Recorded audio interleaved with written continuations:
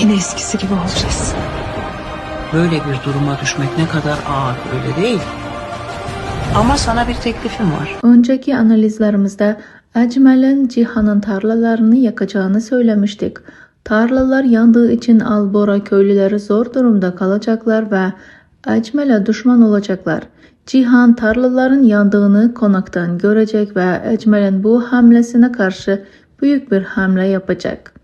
Velayet için büyün mahkeme oldu ve 2 bölüm içinde velayet Albora'ya verilecek. Fragmanda gösterilen Deniz'in sahnesi Alya'nın kabusu olacak. O gerçek sahne değil. Sadakat Alya'ya eskisinden çok daha fazla destek olacak.